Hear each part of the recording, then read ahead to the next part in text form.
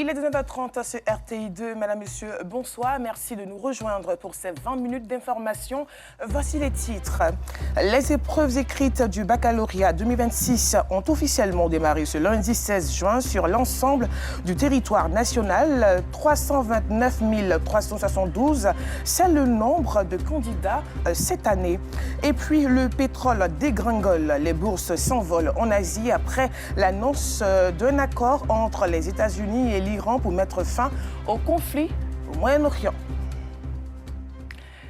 Je vous souhaite une fois de plus la bienvenue si vous nous rejoignez. C'est un grand jour pour les 329 372 candidats au baccalauréat 2026 en Côte d'Ivoire. Les épreuves écrites ont débuté ce lundi 16 juin sur l'ensemble du territoire national avec un lancement officiel au lycée moderne Ahmed Bakayoko d'Abobo en présence de plusieurs membres du gouvernement. Les candidats composent dans 549 centres pour les séries générales techniques et artistique. Les détails avec Sephora Zegui.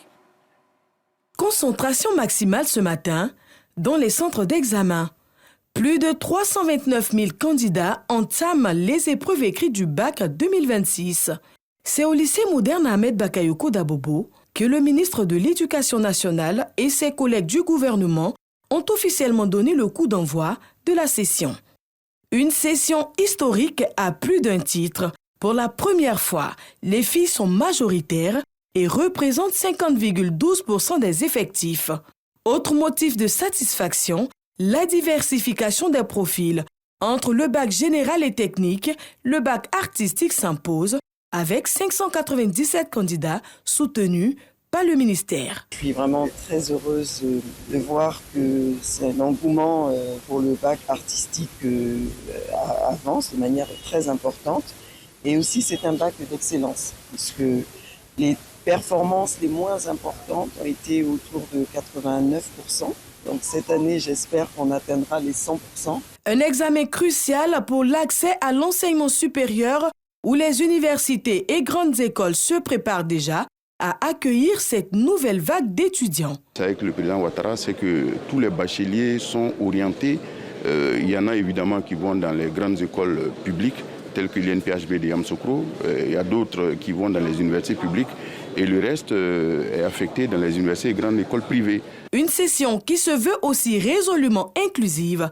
Au groupe scolaire Emmanuel Dioulo du Plateau, 71 candidats à besoins spécifiques composent dans les conditions adaptées. Un dispositif particulier est mis en place pour les malvoyants, les malentendants et ceux à motricité réduite. Par exemple, ceux-là, ils n'ont pas les mêmes problèmes que les malvoyants, mais eux, ils ont besoin d'un peu plus de temps. Donc, ils ont 30 minutes pour chaque heure de preuve. Ça fait que pour ceux qui ont des lenteurs et autres, ils peuvent amorcer le sujet avec sérénité. Toutes les dispositions sont prises pour garantir la transparence et la sécurité. Je souhaite que tous les présidents de jury et tous les collaborateurs fassent en sorte que cet examen ne soit pas entaché de fraude et que tout se déroule correctement. Je voudrais assurer aussi les parents d'élèves que les dispositions ont été prises pour que les enfants soient dans de bonnes conditions. Le président de la République fait de grands efforts, vraiment de nombreux efforts pour que le dispositif d'éducation et formation aujourd'hui retrouve un nouveau visage. Il faut que les acteurs travaillent dans ce sens et que le système éducatif de notre pays soit constitué de figurer parmi les meilleurs de notre continent. Les candidats ont jusqu'au 19 juin pour faire la différence. Les résultats, eux, seront proclamés le lundi 6 juillet à 14h. Également ce lundi 15, toujours dans le cadre du baccalauréat, les compositions se poursuivent dans tout le pays. À San Pedro, notre équipe s'est intéressée à un autre aspect de l'examen, l'alimentation des candidats pendant les pauses, un facteur clé pour la concentration et la performance des candidats. Reportage Sam Conan. Les épreuves écrites du baccalauréat session 2026 ont débuté ce lundi par le français. Après 4 heures de composition, c'est la pause à midi. Les candidats sortent pour chercher à manger. Ici, devant le centre de composition du lycée moderne Inagoui, où notre équipe de reportage s'est rendue, le menu proposé par les vendeuses est composé essentiellement d'atiéké poisson, appelé communément garba, et de pain avec des condiments. Entre le garba et le pain, le choix est vite fait. Le garba permet de bien réfléchir, de se détendre, pour mettre les idées en place. Si un garba, ça me motive même. Si c'est à l'examen seulement, il faut avoir sommet. Mais si à la maison, simplement comme ça, si je mange garba, il faut avoir. Si beaucoup choisissent le garba, quelques-uns préfèrent le pain au condiment. J'ai un peu peur de dormir en place. J'ai décidé de manger pain sucré avec beurre. Une autre catégorie de candidats, ceux qui préfèrent ne rien manger à la pause. Après la composition de l'épreuve de français, elle est rassurée. Elle a pris. Durant l'examen, que recommandent les médecins spécialistes? En période d'examen, c'est surtout de booster le mental des enfants. Donc, ce qui serait conseillé à ces enfants-là de manger plutôt léger, des barres de céréales, du chocolat, au lieu de manger des trucs lourds pour aller composer. Garba aide beaucoup d'huile. Beaucoup d'huile, là, c'est surtout, c'est énergétique, certes, mais ça rend dormir les enfants. Tu n'as rien mangé, tu as une hypoglycémie, tu vas rester là, puis tu vas rien écrire. Hein. Des conseils de nutrition pour mieux aborder cet examen du baccalauréat, des candidats qui l'ignoraient disent en tenir compte pour la suite. Du banc des écoles aux grands enjeux du développement humain. La 3e édition de la Convention africaine de développement intégral de l'humain, la CADH 2026, se prépare à Abidjan. Une conférence de presse au plateau a permis de présenter cet événement prévu du 2 au 4 juillet et qui réunira des acteurs africains autour des enjeux du capital humain. Un sujet signé à Siton Diarra et Jean-Luc Ouassi. Les acteurs des ressources humaines sont réunis ce jour dans la commune du Plateau à l'occasion de la 3e édition de la Convention africaine du développement intégral de l'humain, CADI 2026. Les organisateurs présentent les enjeux de cette rencontre panafricaine consacrée au capital humain, au leadership et à la performance durable des organisations. On a besoin d'aller ensemble, de se mettre ensemble pour porter cette vision-là, mettre l'humain au centre de tout ce qui est décision stratégique. Donc c'est à ce titre que les 14 cabinets se mettent ensemble pour justement porter cette Afrique-là qui a besoin de mettre d'abord l'humain dans son sens premier. Prévu du 2 au 4 juillet prochain à Abidjan, cette édition va réunir dirigeants, experts, chercheurs et professionnels des ressources humaines de plusieurs pays africains. Ces 3 journées articulées autour des panels. Il y en a à peu près 9 panels, des masterclass. Il y en a également à peu près 9, avec 3 parcours de certification. Donc, si vous êtes dirigeant, entrepreneur, vous avez tout ce qu'il faut pour savoir diagnostiquer et retenir vos talents et avoir justement un niveau de recommandation de votre organisation beaucoup plus élevé. Faire du développement intégral de l'humain un levier de transformation durable pour l'Afrique, c'est l'ambition affichée par les promoteurs de la CADI 2026. Du développement humain, cap maintenant sur le monde rural. L'ANADER renforce sa proximité avec les populations rurales à travers ses rendez-vous. À Boaké, la structure a présenté son plan stratégique 2026-2030 avec pour objectif de rassurer et accompagner le monde agricole dans ses mutations. Charles Tatou. Faire connaître l'Agence nationale d'appui au développement rural, ANADER, et ses projets à ses partenaires, notamment toutes les forces vives pour qu'elles se l'approprient. Cette présentation passera par des rencontres dites les rendez-vous de l'ANADER à travers toutes les régions du pays. Une nouvelle approche initiée par le conseil d'administration de la dite structure. Son Excellence M. Alassane Ouattara, président de la République de Côte d'Ivoire, a donc assigné dans la vision d'une grande Côte d'Ivoire que des problématiques importantes soient adressées. Et donc c'est tous ces challenges-là que l'ANADER va travailler. Au menu des travaux de cette rencontre, le plan stratégique de développement 2026-2030. Un plan qui rassure les populations quant à la sécurité alimentaire. Avec les crises que vous connaissez dans la sous-région, non seulement la Côte d'Ivoire doit pouvoir produire pour elle-même, mais il faut aussi qu'elle prévoie tous les prélèvements qui vont être faits sur nos spéculations. Donc ce plan-là adresse aussi ces questions-là. Une rencontre d'échange PCA dispositive Gouvernance de l'ANADER à Bouclé, les rendez-vous de l'ANADER à Bouaké. Comme annoncé dans les titres sur la scène internationale, Washington et Téhéran ont annoncé un accord visant à mettre fin au conflit au Moyen-Orient de manière immédiate et permanente. Une annonce qui a rapidement influencé les marchés mondiaux avec une chute du pétrole et une hausse des bourses asiatiques. Les éléphants de Côte d'Ivoire ont remporté leur premier match de compétition face à l'Équateur sur le score d'1-0 aux États-Unis. Retour sur l'ambiance de cette rencontre à Adjamé avant, pendant et après le match. Reportage à Sitandiara. Village mondial foot au quartier Ébrié dans la commune d'Adjamé. C'est bientôt le coup d'envoi du match Côte d'Ivoire-Équateur et l'ambiance est déjà électrique. Une initiative d'Ahmed Diakité Kaba. Grâce au député maire de la commune d'Adjamé qui nous ont fait village mondial foot pour que vraiment toute la jeunesse d'Adjamé, la population d'Adjamé se réunisse au sein du quartier Ébrié, vraiment assister au foot du match Côte d'Ivoire contre équatorial. Comme la plupart des supporters, Bruno Kouassi, vêtu du maillot des éléphants, estime que c'est l'endroit idéal pour vivre les meilleurs instants de la première rencontre des éléphants face à l'équipe de l'Équateur. C'est le premier match de la Côte d'Ivoire. Il était important quand nous avons mis sous l'invitation de notre cher président Kaba Diakité, nous venons fraterniser pour suivre ensemble le premier match de la Côte d'Ivoire parce que nous voulons, dans la joie, dans la fraternité, pousser l'éléphant à ramener la Coupe du Monde. Ce moment est favorable au commerce de Léa Sylvie, qui ne cache pas sa satisfaction. Ça marche bien avec le match des éléphants, ça marche bien. Les gens sont venus nombreux, ça nous arrange. Le coup d'envoi lancé après l'hymne national de la Côte d'Ivoire, tous sont scotchés à l'écran, espérant une éventuelle victoire des éléphants. La rencontre est tendue. Le suspense est difficile à gérer pour certains supporters, tandis que d'autres espèrent un miracle. Au bout des 90 minutes de jeu, le but décisif d'Amad Diallo fait vibrer l'espace. Les supporters sont émus. Sous la pluie, vraiment, on a gagné. Les soldats sont allés jusqu'au combat. Ils ont donné la victoire à la Côte d'Ivoire pour que vraiment tout le monde soit prêt. On est bien content d'être là ce soir pour suivre le match ensemble pour la victoire des éléphants. Une nuit festive pour les amoureux du football ivoirien. Ils espèrent voir les éléphants footballeurs confirmer leur capacité lors des compétitions à venir.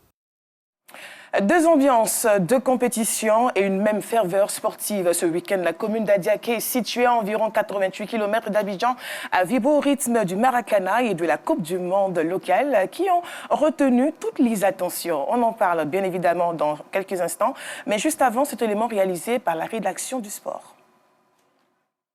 La commune d'Adiaké n'a pas voulu rester en marge de la première sortie des éléphants de Côte d'Ivoire. Certains supporters dans la ville arboraient les couleurs orange, blanc et vert avec à cœur de réussir cette entrée en lice. Sous la forte pluie et l'heure tardive à laquelle se dispute la rencontre, ce groupe de supporters en majorité membres du mouvement sportif d'Adiaké s'est réuni dans cet espace gastronomique situé au complexe sportif Alassane Ouattara pour suivre la rencontre. La Côte d'Ivoire, quelle soit l'heure à laquelle nous jouons, nous serons toujours présents parce que nous portons au fond de nous-mêmes, au plus profond de nous-mêmes, l'amour que nous avons pour notre cher pays. On a vu le résultat 1-0, ce n'est que le début. On a confiance à nos joueurs et on pense que ça va aller. On dit toute la direction là, malgré la pluie. Après 89 minutes de jeu, plein de suspense, les supporters présents dans cette enceinte vont obtenir la délivrance dans les derniers instants du temps réglementaire grâce au but d'Amad Diallo. C'est dans la région du Tonkbi que loge désormais le trophée du vainqueur de l'édition 2026 de la Super Division du championnat ivoirien de Maracana. Au terme de 2 journées de jeu, Louan-Pleu, Maracana Club a surclassé les 20 clubs aux prises à cette phase finale. Le club cher au président Bleu Chalmagne a défait en finale la formation du MC 180 de Yopougon sur la marque de 2-0. Ça fait 4 ans que nous sommes avec le club, ça fait 4 ans qu'on travaille. Notre premier objectif aujourd'hui, arriver ici, c'était pour ce démarche de poule. Bon, ce démarche de poule, on a vu qu'on avait un peu de chance. Pour atteindre la finale. On n'a que nos chances.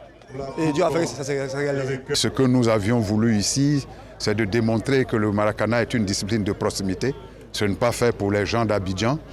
Comme vous le constatez par ailleurs, nous sommes des gens de proximité, nous sommes dans les hameaux, dans toutes les chaumières du pays. Présente au lancement, la 3e adjointe au maire de la commune, au nom de sa hiérarchie, a tenu à exprimer la joie de voir Adiaké accueillir une telle compétition. Les bénéfices pour Adiaké, c'est déjà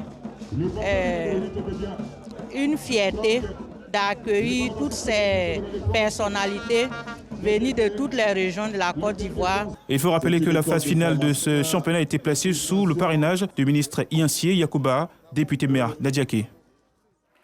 Pour le décryptage de ce week-end foot, Guy Orlus est avec nous ce soir. Bonsoir Orlus. Bonsoir Joël.